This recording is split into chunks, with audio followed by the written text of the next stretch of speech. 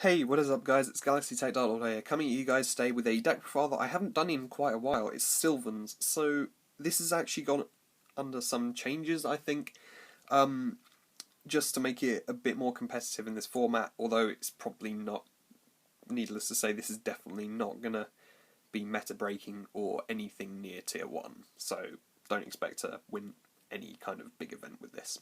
So yeah, I'll get straight into the deck profile.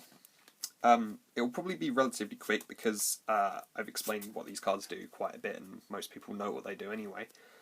So, 3 copies of Hermitree, maximise your draw power, rank 8 plays, need I say more. 3 copies of Sagequoia, so you can just special summon this card from your hand when you've excavated and sent to the graveyard a Sylvan, just really good. Rank 7s all around.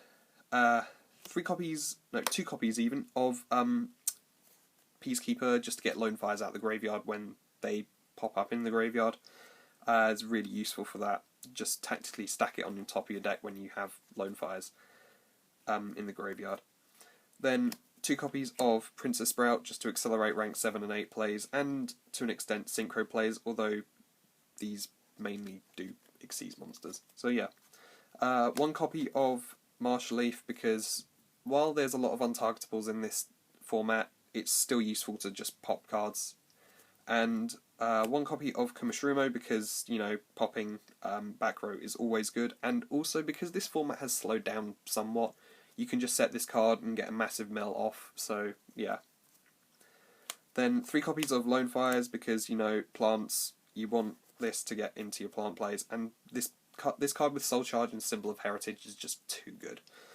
Then 2 copies of Rose Lover, just put this in the graveyard with Foolish Burial, or pitch it from your hand with Mount Sylvania, and you get this is basically a Stygian Street Patrol, except the card that you summon is unaffected by traps.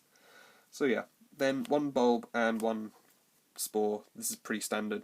Use this mainly to go into Xyz plays, to be honest. Just banish a Sagequoia from your graveyard, summon it with a Hermitree on the field, and then just go into Felgrand or something. Then 3 copies of Maxx, because this deck needs all its draw power, especially since we don't have 3 Upstart Goblins anymore. So yeah, this is just too good not to play. And that rounds off the monsters. Then for the spells, 3 copies of Sylvan Charity, of course, because this is the best card in the deck, in my opinion. Just really good to put any cards that you don't want in your hand just back on top of your deck. So yeah. Then 3 copies of Sylvania, because stacking cards on top of your deck is never a bad thing, especially when you're about to excavate them. Then 3 copies of Fertilizer, because when your normal summon doesn't matter anymore, this card is just broken. 1 copy of Soul Charge, because, you know, broken plays. 1 Symbol of Heritage, kind of acting as a second Soul Charge. I was thinking of Inferno Reckless Summon, but there are drawbacks to Inferno Reckless Summon, like your opponent being able to summon 3 monsters, and if you're going against Cosmos, it's not a good idea, because they just get 2 more Dark Destroyers or something. So yeah, if they already had one on the field. Then 1 copy of Terraforming to search out Sylvania, 1 Foolish Burial to pitch stuff that you don't want in your deck, and 1 copy of Upstart just for draw power.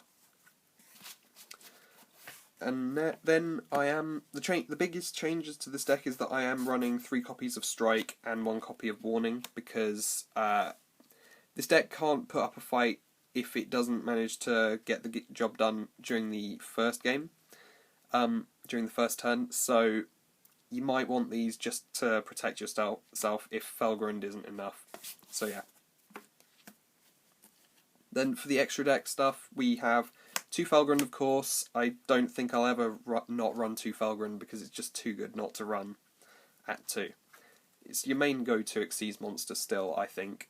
So then 1 Tachyon and 1 copy of not Felgrand, Full Armor TachyonDragon, just because this gets an extra pop and this can screw over Cosmos and BAs in a sense, because it just ups its attack each time your opponent activates a card during the battle phase. So yeah, and then gets an additional attack. Then 1 copy of Hope Harbinger, because, you know, Pendulum's running around, and, you know, other spell-oriented archetypes, so this is just too good. Then for rank 7s, I'm running 2 copies of Warrior, because this is non-targeting card, so it's just probably one of the best rank 7s in the deck, aside from Flare Metal Dragon.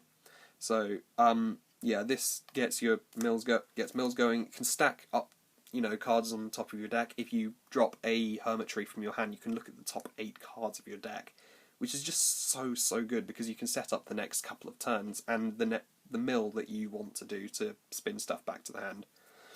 Then 1 copy of Flare Metal Dragon. This is generally what I call the go-to, because it just burns your opponent each time they play.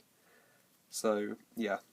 1 copy of Big Eye, because while targeting isn't the biggest thing in this game anymore, it's really good just to take control of cards. And lastly, 1 Dracocyte, because, you know, rank 7s, why wouldn't you? Then for the Synchros, playing 1 Leo, because we can go into it. 1 Omega, because it just jams up your opponent's plays. 1 Stardust Spark, because this just this along with Double Felgrand is just really good, because it just protects everything. 1 copy of Clearwing, because, you know, same thing, helps jam up opponent's plays. There's a lot of high level monsters. And 1 Stardust Charge Warrior, because this card gets you an extra draw and it's relatively high leveled as well, so, you know. So yeah guys, that just about brings me to the end of the deck profile. If you enjoy the video, don't forget to leave a like and a comment if you want to suggest improvements, and subscribe for more content. Peace out.